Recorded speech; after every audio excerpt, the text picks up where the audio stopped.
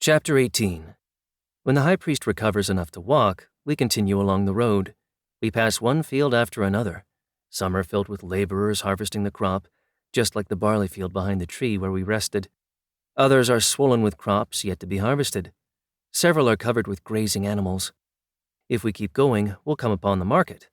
According to the map I've memorized, it comes after the fields and spreads southwards. Hundreds of voices and almost as many smells herald the market well before we see it. Still feeling ill from swallowing the map, the high priest has kept silent. The prospect of a market revives him. "We might not get another opportunity. Do you want to go?" I've been hoping he'd ask. I love markets, and who knows, I might be lucky enough to find food. "Yes," I reply enthusiastically. The high priest picks me up and sets me on his shoulder. "I do not want to lose you in the crowd again," he whispers in my ear. From my vantage point, I see that the market is spread over a large area. We join the throng seeking bargains. Women with children, women alone, women with servants, men with children, men alone, men with servants. All except the very young carry sacks or baskets filled with goods to trade or goods received in trade. There are animal pens, reed stalls worked by merchants of both sexes, and reed mats on which the poorer merchants display their goods. In the stalls, the goods are spread over low wooden stands or hung from hooks placed on the crossbar. We pass a stall with rolls of linen on the stands and shawls hanging from the hooks. The next stall belongs to a sandal maker. He's putting the finishing touches to a pair of sandals, while a boy, his son most probably, is keeping a watchful eye on a potential buyer, or perhaps potential thief, who, to get a better look, is twisting and turning one of many pairs of sandals hanging from a hook. "Go to your left," I whisper to the high priest. "That stall has toys." Of the many toys on display, most are dolls.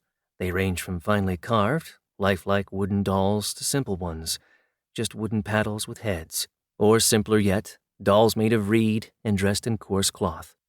Some are painted, others barely touched by color. Some have beads in their hair, or are decked with jewelry, fake, of course. A young mother whose little girl has chosen a painted paddle doll hands 3 eggs and a loaf of bread to the merchant. He gives the doll directly to the child, then turns his attention to us. "Oh, what a beautiful cat you have there. I have a toy cat that's quite special." The man points. The toy cat is sitting among balls of painted leather used for jostling, linen rolls, and other items received in trade, including the eggs and loaf of bread left by the young mother. When the high priest shows no interest, the merchant picks up the toy and shoves it under his nose. The cat is carved out of wood, covered with a reddish patina, and has a string that goes through the head and mouth. The high priest takes the toy from the merchant and studies it, turning it in his hands. He pulls on the string and the cat's mouth opens. Is he merely being polite, or is he actually interested? "A nice little toy," the merchant says. "It'd make a child very happy. I will take it." I can't believe my ears. The high priest has nothing to offer in exchange, but it's nice of him to have thought of getting me a gift. "I will take it back home as a gift for my son." Of course it's for the little pharaoh, but how can the high priest bargain for it? "What do you have to trade?" the merchant asks. "The toy is worth—" "My cat. He is very special. He performs tricks." The high priest wants to trade me for the toy? He's gone crazy. I dig my claws into my demented friend's shoulder. "Of course, I do not mean to give him to you, only his tricks," he explains. "They will draw people to your stall. That should increase your trade." Better. But what does he mean by tricks? The merchant seems to be reading my mind. "What kind of tricks does he do?" "Clear the table, and that is, he, will demonstrate." With the table cleared, the high priest takes me off his shoulder and places me on it. If I pull his tail, he opens his mouth and sticks his tongue out. How humiliating. The high priest grabs my tail and gives it a tug. I think of the little pharaoh, of how happy the toy will make him. I open my mouth and stick my tongue out. The merchant claps. "Come, everyone, come," he shouts. "You have a treat in store for you. Come and see a cat perform tricks." Some people move over to the stall, and the merchant says, "Do it again." The high priest again yanks on my tail. I again think of the little pharaoh's happiness and stick my tongue out. "Ooh, ah, ah." cry parents and children alike. What else can he do? Asks the merchant, excited. He's rubbing his hands together in anticipation. The more tricks I can do, the more trade he can do. But I think that was enough, and I'm sure the high priest will tell him so. He can count with his tail. He'll pay for this if it's the last thing I do. 3, he says to me. What does he mean by counting with my tail?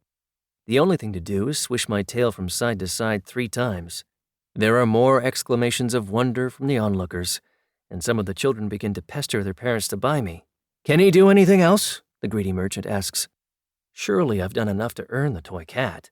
Surely the high priest will tell him so. He can jump through a circle. The high priest puts his arms forward, clasps his hands together to make a circle, then tilts it so I can jump through. Jump, he commands. I clench my teeth to stop myself from cursing out loud. All thought of the little pharaoh's happiness has been replaced by humiliation over the loss of my dignity. I jump, not through the circle, but down from the table. Little hands try to grab me, but I'm too fast.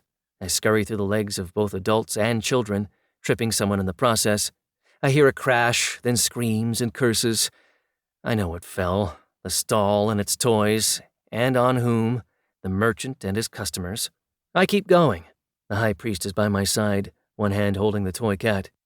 We had better split up, he cries. I'm quick to follow his advice. While he keeps running in a straight line, I veer to the left. When I look back over my shoulder, he's already lost himself in the crowd. I try to do likewise. The gods only know whether the merchant and his customers have alerted the guards. Maybe we're already being pursued, and maybe by the same guards that approached us at the tree.